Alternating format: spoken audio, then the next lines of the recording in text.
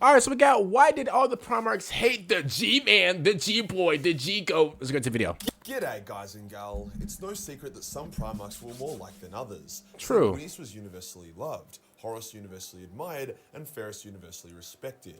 At least prior to Well, and Vulcan is literally the GOAT. Now, you know, he's the Emperor's favorite child, so you know, he forgot about Vulcan. It's fine. You know, I'll just say it. the heresy. Others were more controversial and had their shares of haters and fans, like Magnus or Jagadai. However, there was a few select Primarchs that nobody liked. Angron, Conrad Curze, and Roboute Guilliman. Now it's easy to understand why the roid-raging nutjob and the baby-skinning psychopath weren't very popular, but True. why was the Lord of Ultramar, one of the most effective and successful of all Primarchs, almost universally disliked by all of his brothers prior to the heresy?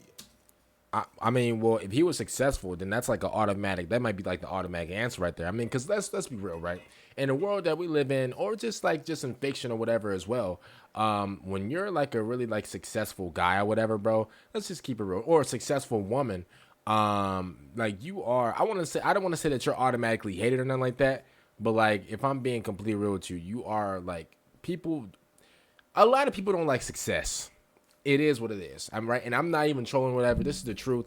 A lot of people don't like success. A lot of people don't like when people, you know, make it. A lot of people don't like when people are, they don't like when people, you know, are.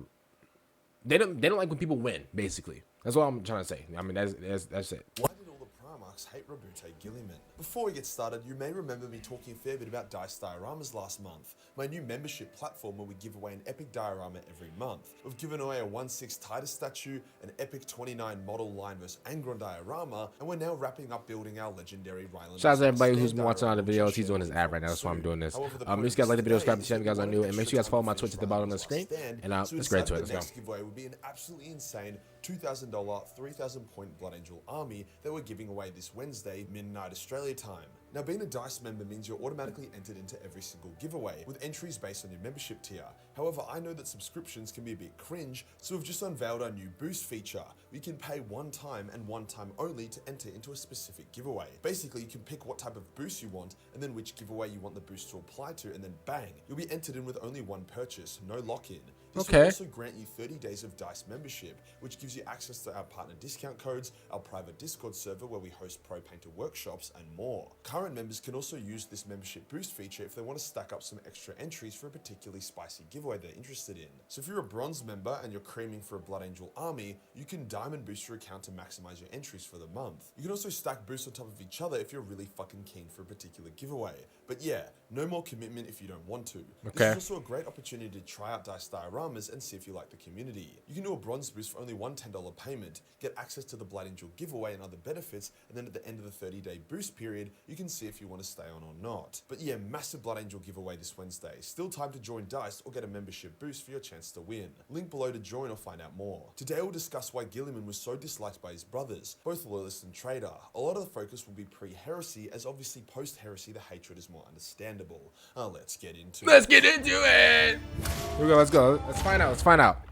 In terms of the Primarchs, Guilliman was about as close to a perfect son as could be. He was a disciplined commander, a great statesman, a fair ruler, and basically did everything right in terms of by the book. Now you may know people like this in your life, maybe not Primarch tier, but everyone who seems to get everything right and succeed because it seems like God is on their side or something. There's also a chance you likely resent or dislike these people, maybe out of jealousy, maybe because you think they're a self-righteous, arrogant, entitled dick. This was Guilliman to a lot of his brothers. G-Man also lacked a lot of flair and spark that the Primarchs respected.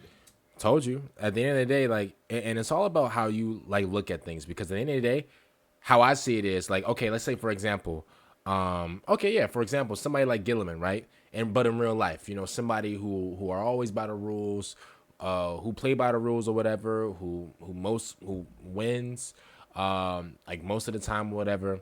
Like it's almost like, you know, like Majorkill said, it's almost like, you know, this God is just like just favoring them, right? And at the end of the day, like there's two types of people. You know, you have the people who hate or whatever, who just be like, oh, well, this isn't fair, da da da da. Like, and let's just keep it real. Those are to the people, they do that to people who are winning or whatever.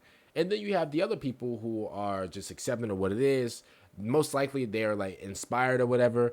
It's legit. It's two different people. You have the people who hate these people, and you have the people who are inspired by, this person winning or whatever. So at the end of the day, I mean, it's all about, how people see it. Everybody is different or whatever, but I mean, I definitely get what he's saying, like, because I've seen both sides of it. I like, obviously, I'm gonna be honest with you, I'm not even trying to act like I'm the perfect guy or whatever, but whenever I see somebody winning, I think that I can do that as well. So I think I automatically look at that as, like, I guess you could say, not motivation, but like inspiration, because I feel like I can do that too. Like, if I see somebody get, like, I don't know, like 100,000 subscribers or something, then I'd be like, oh, you know what, man, I can get that too. And that's when I would, like, channel a lot more energy or whatever into, like, my videos or whatever, and try to, like, get that goal, rather than me just sitting there and be like, oh, well, why does he get to have 100,000 subscribers? You get what I'm saying? So I just feel like that's, like, it's just a waste of time, and that's just, like, you got, like, a lot of, like, hate in your heart if that's the case. If you automatically default to you hating on them, you gotta fix the inside first, because you can't operate a car. You can't operate like an electric car, with gas. You gotta have the right, like, the right, stuff inside, for you to go and stuff like that. So at the end of the day, I recommend you guys, just in case you guys do it, but I recommend you guys look at it with inspiration instead of hate. You get what I'm saying? So they were diverse, flawed, and mighty warrior demigods. They respected strength. To them, Guilliman was a pencil humper that fought war as a distant, cold, math-loving commander, not as a legendary war leader taking the field of battle and becoming a legend of myth. Now, the Emperor low-key disliked Guilliman as well, despite being impressed with his record and empire. However, not all Primarchs disliked Guilliman for the same reason, so let's check them out one by one. The Line was not much of a fan of G-Man until later in the heresy. Both Primarchs were rivals as their Crusade... Wait, why didn't the Emperor like him, though? Oh, is he about to break it down? My bad. Sorry about that, y'all. Records were on par with each other in terms of compliances. The Line was more dashing, mysterious, and legendary, making Guilliman quite jealous of him. When G-Man saw the Line during the heresy, he noticed that the Line was slightly taller. In return, the Line had thousands of Dark Angels waiting in drop pods in orbit, waiting for the order to rain down and destroy the Ultramarines, as he did not trust that Guilliman wasn't using the heresy as an excuse to make Ultramar independent. The Line saw Guilliman as superficial and trying too hard to seem perfect. Many of the Primarchs also saw G-Man as dull and boring, no excitement, just an automata. However, in truth, the Line did also secretly harbour admiration and jealousy for Guilliman. There was a lot of tension between the two during Imperium Secundus. I'm gonna keep it real with you, and like, I understand there are people who try to be perfect or whatever, and it is what it is. I'm not gonna sit here and act like those people don't exist, because there are people like that. And at the end of the day, the reason those people would try to be perfect or whatever, and maybe that's like their own personal reasoning for trying to always be perfect, stuff like that. So it's not always a bad thing for them to try to always be perfect. It's probably like a thing that they have to deal with, since they were younger or whatever. So I was like, I don't try to judge nobody or nothing like that. But at the same time, you have to admit, a lot of these people who do judge these people for saying, oh, well, look at you trying to be perfect or whatever. I mean, bro, at least they're trying something. Because usually, bro, the people who really sit back and judge people for trying to be perfect are the people who don't do nothing. I understand people, some people, I don't know, some streamers, YouTubers, athletes, whatever, will try to be perfect or whatever. Bro, at least they're trying something. Even though trying to be perfect is not the way to go, especially if you're a human being, at the end of the day, at least they're trying something. A lot of people that sit back and they just throw stuff at people, and they just throw these accusations at people, don't do nothing. A lot of people, who try to call people out for trying to be perfect all the time, they don't move. There's no status. There is no progression. Because I'm going to be honest with you, I don't care about this guy trying to be perfect. Now, if you are like somebody that's close to me, and I don't know, like, you're going through something, whatever, and you're one of the people that I see trying to be perfect, whatever, then I'll slide by and tell you, hey, bro, like, you're a human, try to, just be you or whatever. Don't try to be perfect, whatever. I'll slide by and tell them that. But, bro, if you're like a random celebrity that I don't know, I don't care, bro. If you're trying to, keep your image perfect or whatever, bro, that's not really my problem. At the end of the day, like, I'm doing my own thing. I don't really care. I just feel like there's always people, putting accusations on people, especially whenever it comes to people's image and stuff like that. But at the same time, like, it's bad on both sides. Like, to stop acting like, like, I'm not talking to you guys, but I'm just saying, just in general, like, there's some people, bro, who just sit there and just try to, oh, well, he thinks he's perfect. She thinks she's that. Da, da, da, da. Bro, what do you think you are then? How about you judge yourself, since you want to go around judging everybody else? I'm just keeping it real, and they raged at each other multiple times. However, by the end of Secundus, they were extremely close and had nothing but respect for each other after going through so much together, lending credit to the theory that the Primarchs that disliked Guilliman were the ones that knew him the least. Fulgrim found Guilliman to be extremely dull and boring, which is no surprise. Whilst Fulgrim wanted to make a show of everything, Guilliman wanted to achieve success in the most practical, straightforward way possible. However, Fulgrim was also jealous of Guilliman. Whilst the Ultramarines were dominating the galaxy, the Emperor's children were just barely getting started. Bro, it's a lot of jealousy, man. Man, I'm hearing a lot of jealousy, man. No wonder. No one, bro. I told y'all, bro. I told y'all at the beginning of the video. No wonder they don't like. I'm telling you, the most successful people, bro, got a lot of jealous people around them, bro, and that's it. And like, bro, successful football. Look at this. Look at the if you guys watch the NFL, look at the Kansas City Chiefs. They're the most hated team, bro. Man, this is like the early 2000s, not early 2000s, sorry, early 2010 New England Patriots. Every time I went to school, I was a Patriots fan. I was a Tom Brady fan. Bro, every time I went to school, bro, everybody hated me, bro. Man, I was getting clowned and everything, bro. Every Monday was like the worst day for me, bro, because obviously I was a Tom Brady fan. I was a Patriots fan. My team would win, and as soon as I come to school, automatically I'm getting hated on. Like I participated in the game. Like at the end of the day, bro, like every single like successful, I don't know, like successful people in their field, whatever, or successful teams or whatever, they are the most hated in their league or whatever, you know, because at the end of the day, bro, people don't like that. People don't like success. People don't like other people's success. So instead of you getting inspired off of what you see, you opt to go the other direction and just sit there and hate. I'm telling y'all, and this is real life. If you guys are like older than me or whatever, you know, I'm a young man. So if you guys are like older than me, if you guys are like fathers or whatever, and you still don't know like how people operate, bro, this is how people operate, bro. And I'm sorry that I'm resulting this or that I'm comparing this to like, you know, real life or whatever. This is just my way to like break it down. At the end of the day, man, it is what it is. You know, if you are a successful person, don't be surprised, you know, when you have people hating on you, you know, whether it's like your family or whatever. Like I'm hearing a lot of jealousy right now. That's all I hear. Like I'm just keeping it real. So, and I said this at the beginning of the video. My bad. I'm yapping. Issues. So combining Fulgrim finding G-Man lame with jealousy makes for a toxic level of resentment. Just before Fulgrim and Guilliman were to battle post-heresy, Fulgrim said that whilst he found Guilliman dull, he was the best of them, showing that whilst they may not like him, many Primarchs begrudgingly respected what he had achieved. Perturabo hates everyone, including himself, so I would say that also he don't count. The G-Man. He don't count. Surprisingly, Guilliman was one of the Primarchs Perty hated the least, likely because their attitudes were so similar. The most practical approach to victory is the best. Neither had much desire to waste resources on Flare or Star. He's a crash out. He doesn't count. Actually building a magnificent clock tower on the crag for Guilliman. Even in the current setting and post-heresy, Perturabo hasn't directed much attention towards sabotaging or invading the crag, perhaps out of a subconscious respect for Guilliman. So yeah, surprisingly, Perty didn't actually seem to mind him. The Khan and Guilliman didn't understand each other very well, nor did they speak or hang out much. Guilliman was rigid, the Khan was like the wind.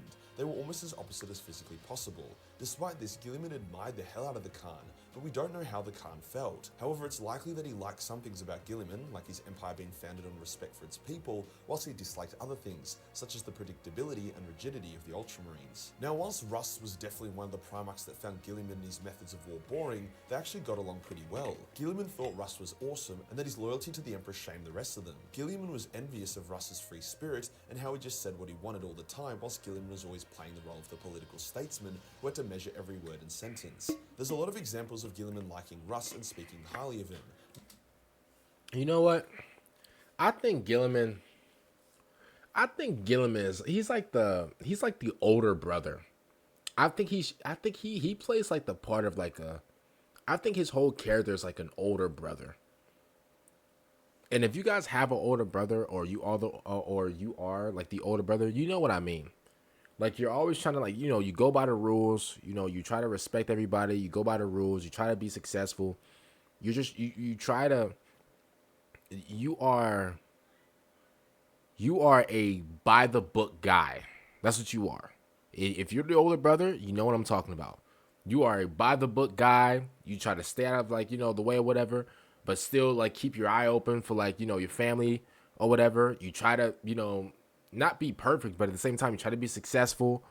You try to be like the role model kind of. And even though your siblings might look at you as like somebody that's boring or whatever, you are successful. and not even your siblings or whatever, but like some people might look at that as like, oh well, they're boring, they lack creative, this and that, whatever. But at the end of the day, this person's winning. I feel like I don't know how to explain it right, bro. I have a hard time explaining that. Like he's like the perfect like big brother, not the perfect big brother, because we all know like the biggest of the big brother is Vulcan. Now, I'm just keep it completely real. So Not too many the other way round, but we can assume they got on well, and it's not just Guilliman sucking up to a brother that despised him. We can for sure say that Guilliman and Dorn got along great. Both were considered boring and dull by many of their brothers, as both were practical and sensible, traits which made them extremely effective Primarchs. Post-heresy, they disagreed a lot about what direction the Imperium should take, which definitely hurt their relationship. However, Guilliman trusted Dorn's capabilities as Defender of Terra, and Dorn was confident that when Guilliman arrived, they would crush the traitors between the hammer and anvil. Guilliman also stated that amongst all the Primarchs, Dorn was one of the few he would consider as a friend. There was a lot of respect there. Conrad did not like Guilliman at all, but that's not really a hot take. He once called him the Avenging Bean Counter as a dig of Guilliman being mostly concerned with the theory of war. What does that mean? War itself. Conrad terrorized McCragg for a while, partly out of practicality, but mostly to fuck with Guilliman's perfect empire and expose its flaws. Guilliman was everything that Conrad despised, a perfect leader of a perfect empire. As long as Guilliman existed, it showed Conrad the potential that he was the problem, and that if he could be better, he could have achieved just as much as Guilliman. Conrad couldn't face that truth, so he was hellbent on proving it wrong. Sanguinis was one of the few Primarchs Guilliman listed as a genuine friend, with Sanguinis loving him in return. However, there was a fair bit of tension between the two during Imperium Secundus, where Guilliman forced Sanguinis to become the new emperor out of practical need, which while Sangi understood, he still resented the role. However, by the end of the Secundus situation, they had grown even closer. Guilliman was shattered when he found out about Sanguinis' death. Sanguinius, being as perceptive and empathetic as he was, would have understood Guilliman and his desire to do good through overachieving as a great character trait as opposed to Guilliman trying to show off. Ferrus and Guilliman were actually very close. Whenever the Iron Hands and Ultramarines fought together, Ferrus felt like they were invincible and synergized fantastically. Although Ferrus didn't like to publicly admit his affection to anyone, he made it clear that he loved his brother. Guilliman felt the same way. When he found out that Vulcan, Corvus, and Ferrus had been crushed at Isvan and were likely all dead, he said he missed Ferrus the most. Overall, bittersweet. Angron and Guilliman despised each other.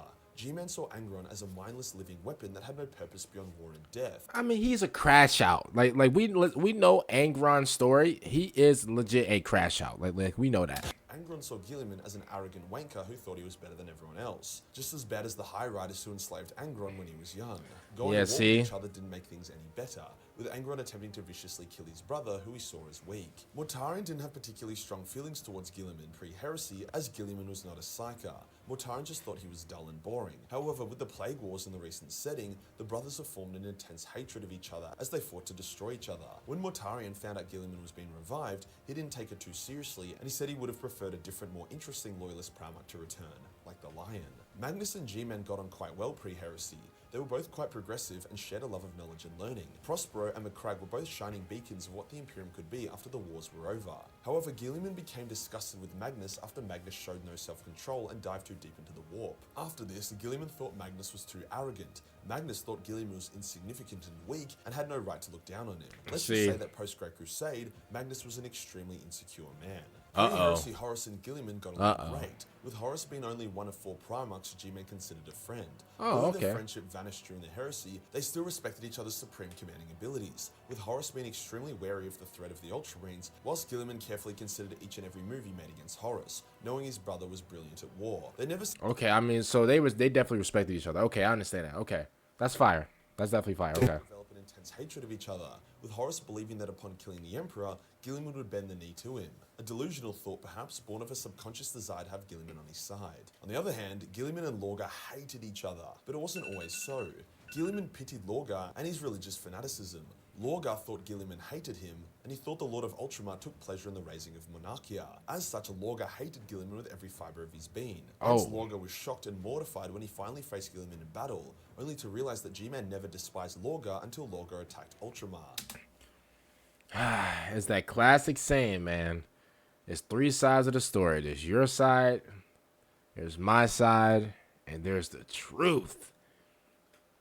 That's what goes on, bro. And bro, in life, man, that's what goes on. Because y'all don't even like, you could think that like this person may not like you or whatever, and then come to find out like when you guys been like walking past each other and avoiding each other, but then like the person that you think that don't like you would probably think like, dang, like how come he's not saying nothing to me, or how come like does he not like me or whatever? When in reality he really likes you and he like he just wants to like hang out with you or whatever.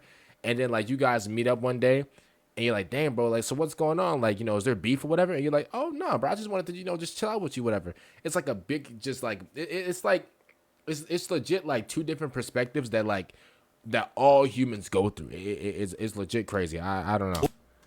He, not G-Man, was the true asshole and he felt shame. However, they were way too far gone to ever reconcile, and both brothers will hate each other for the rest of their long lives. Wow. Guilliman and Vulcan didn't spend super long together at any point during the series. When Vulcan arrived in Macragge, he was insane and then dead, so we didn't even see them speak. However, with Vulcan's steadfastness, kindness, and good heart, I can't see why they wouldn't have gotten along. Wait.